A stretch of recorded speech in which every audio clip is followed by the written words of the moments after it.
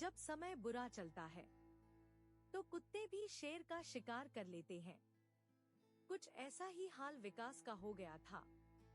अपने जीवन के 5 साल में ही उसने जीवन का असल सत्य जान लिया था। विकास ने 5 साल पहले ही खुद का व्यापार शुरू किया था। तब उसकी उम्र सिर्फ 25 साल थी। कम उम्र होते हुए भी किस्मत ने उसे साथ दिया था और अगले 2 साल में उसने अपने व्यापार में वो ऊंचाई हासिल की थी जो अधिकतर लोग अपने पूरे जीवन में भी नहीं कर पाते। 25 साल की उम्र में इतनी बड़ी तरक्की हर किसी को हजम नहीं होती। ताकत और पैसा कमाना जितना कठिन होता है, उससे कहीं ज्यादा मुश्किल उस ताकत का सही इस्तेमाल करना होता है। विकास के साथ भी कुछ ऐसा ही हुआ। उसने नाम और शोहरत तो बहुत कमा ली थी, लेकिन जीवन का अनुभव न होने के कारण वो उसका सही इस्तेमाल नहीं कर पाया। जिस प्रकार मक्खी गुलाह के पास खींची चली आती है, इसी प्रकार विकास के भी आगे पीछे कपटी और दृष्ट लोगों का हुजूम लगने लगा। मीठी मीठी बातें करके उसका फायदा उठाने लगे। विकास जिन मित्रों के साथ ज्यादा रहता था वो ही उसके पीठ पीछे छुरा भोंकने वाले थे। विकास इन बातों से अनजान था।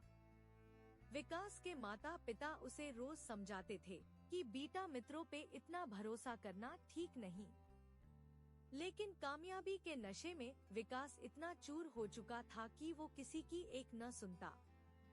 लेकिन समय जब अपनी करवट बदलता है तो किसी के भी कान के पर्दे खुल जाते हैं। विकास ने कभी भी अपने माता पिता के भावनाओं को नहीं समझा। रोज अपने दोस्तों के साथ अपने ही धुंध में रहता था, अय्याशी करता था। उसका व्यापार धीरे धीरे चौपट होने लगा था। उसने धन की कदर करना छोड़ दी थी। जहाँ पर जरूरत न हो वहाँ पर भी खर्चे करता था। और किसी ने क्या खूब कहा है, लक्ष्मी उपयोग के लिए है, न कि भोग के लिए। आखिरकार विकास को ऐसा समय भी देखने को मिला कि उसके पास एक समेत के खाना खाने तक के भी पैसे नहीं बचे। और ये कालचक्र इतने तेज गति से चला, विकास को संभलने का वक्त भी न मिला। लेकिन ऐसे परिस्थिति में भी उसके पास शराब की बोतल जरूर थी। उस बोतल को देखकर उसके आंखों में आंसू आ गए। वो सोचने लगा कि हाय कितना मूर्ख हूँ मैं, जिन मित्रों की हमेशा दावत करता रहा, हमेशा जिनको पिलाता रहा, आज मुझे खाना खिलाने कोई मेरे पास नहीं है। विकास ने अपना फोन उठाया और एक एक करके अपने सारे मित्र को कॉल करना शुरू किया। सबसे पहला दोस्त जिसे वो अपना सबसे करीबी दोस्त मानता था, अपने भाई की तरह हर इच्छा पूरी करता था, उसे बहुत देर तक रिंग जाने के बाद कॉल उठा के ये कहता है कि विकास मैं अभी बिजी हूँ, मेरी मीटिंग चल रही है, मैं बाद में बात करता। ऐसा कहकर कॉल कट कर देता है। लेकिन उसका कॉल कभी आया ही नहीं। देखो ये सबसे करीबी दोस्त था, लेकिन यही मदद नहीं कर रहा तो दूसरा कौन करेगा। अब विकास को सब समझने लगा कि उसके पैसे के कारण सब दोस्त उसके साथ थे।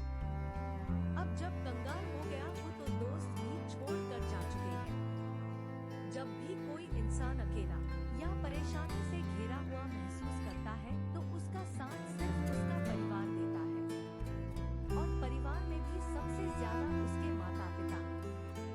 सौभाग्यशाली होते हैं वो लोग जिनका परिवार हर हाल में उनके साथ खड़ा होता है। आज उसे अपने माता पिता की एक एक बात याद आ रही थी जो उन्होंने उसे समझा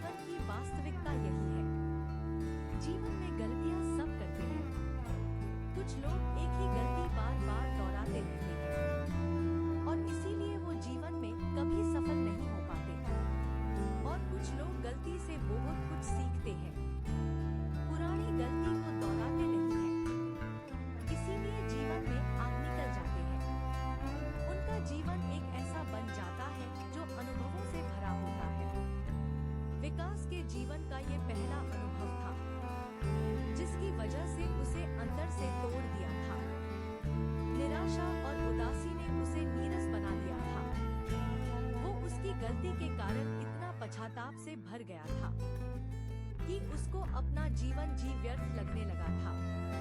ऊपर से उसके परिवार और सगे संबंधियों के कारण अपने आप को बड़ा मूर्ख समझने लगा। समय के साथ धीरे धीरे वो अपनी ताकत, अपना समर्थ को ही भूलने लगा था। किसी ने क्या खूब कहा है कि अगर किसी को बर्बाद करना हो तो कोई ऐसी चाल चलो कि उसका खुद पर से विश्वास ही उठ जाए। आत्मविश्वास के सिवा इंसान का शरीर सिर्फ एक हाड़ मांस का पुतला है।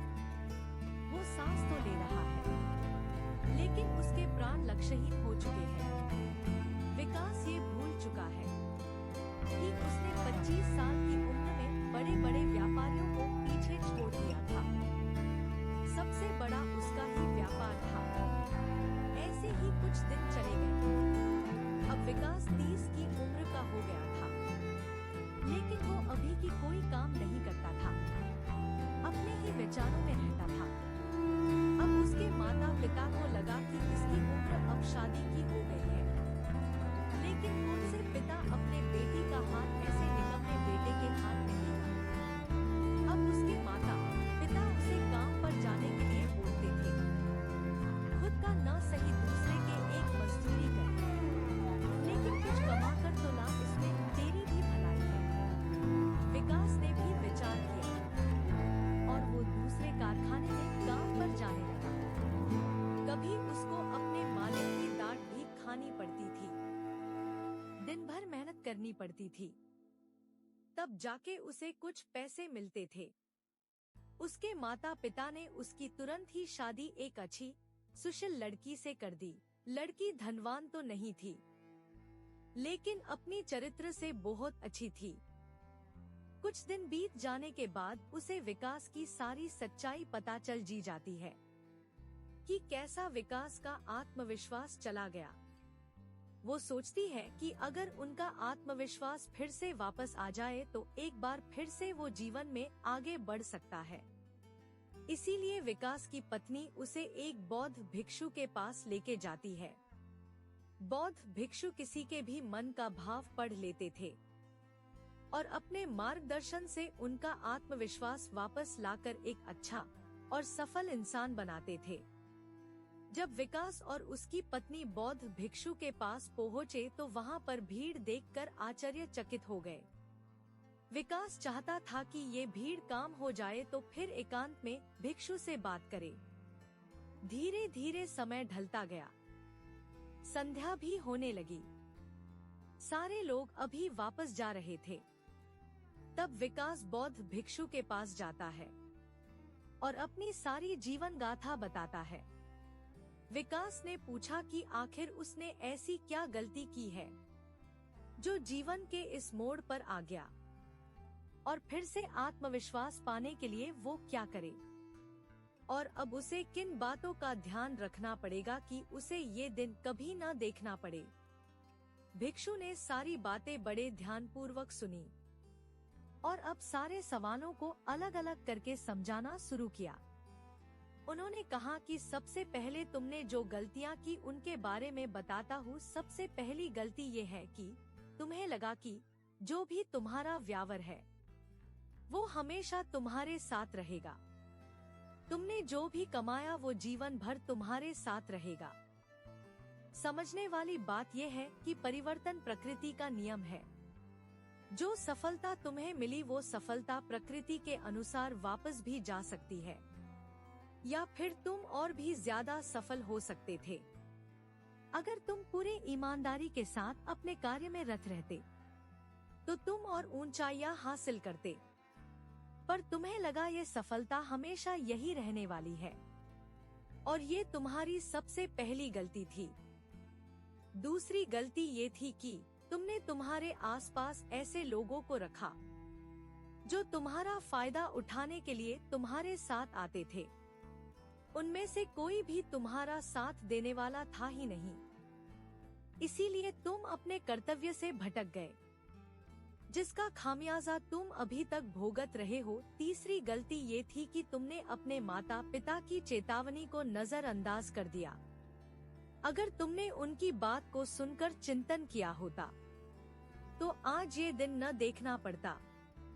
भले ही जो वो बोलते हैं तुम वैसा न करो, लेकिन उनकी बातों का विचार तो करो, और जो तुम्हें ठीक लगे वैसा तुम करो। ये 3 सबसे बड़ी गलती थी तुम्हारे जीवन की, और जब तुम्हारा व्यापार चौपट हुआ तो लोगों ने तुम्हें तंग किया, तुम्हें मूर्ख समझा। तब तुमने उसकी बातों को इतना गंभीरता से लिया कि तुम्हारा आत्मविश्वास ही चला गया। हमेशा याद रखना कि समाज हमेशा उठने वालों को नीचे लाने की कोशिश करेगा, क्योंकि वो कभी नहीं चाहते कि उनके बीच में से उठकर कोई व्यक्ति उनसे आगे चला जाए। उस समय कोई भी इंसान तुम्हें ऐसा मिल जाता जो तुम्हें तुम्हारे ताकत का एहसास करा देता, तो तुम दोबारा सफल हो सकते थे। याद रखना, जिस प्रकार कांटों के बिना फूल नहीं खिल सकते, उसी प्रकार गलतियों के बिना जीवन नहीं संवर सकता। इसलिए उन गलतियों से पछतावा करने के बजाय उससे कुछ सीखकर आगे बढ़ो। अब तुम्हें सफल होने के लिए इन बातों का ध्यान रखना होगा।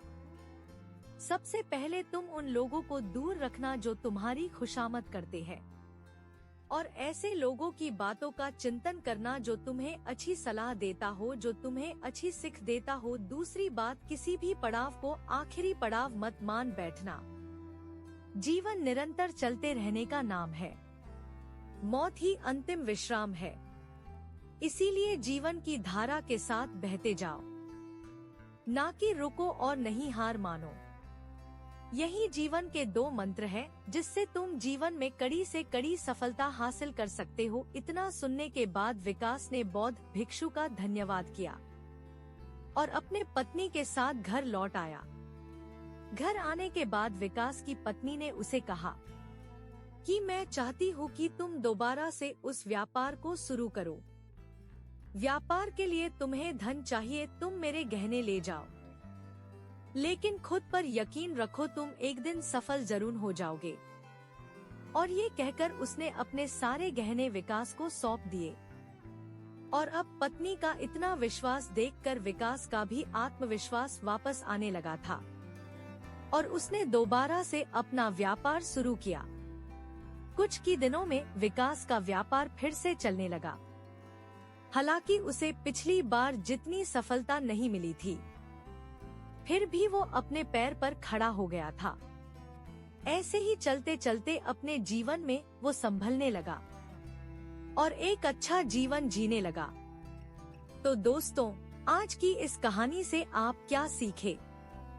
जो भी सीखे होंगे अपने दोस्तों को जरूर शेयर करना, क्योंकि आज की परिस्थिति देखकर ये कहानी सबको सुनने की आवश्यकता है। और हाँ दोस्तों, चैनल को सब्सक्राइब किए बिना जाना मत। मिलते हैं कोई नई कहानी के साथ। आपका प्यार कमेंट में बता देना। धन्यवाद।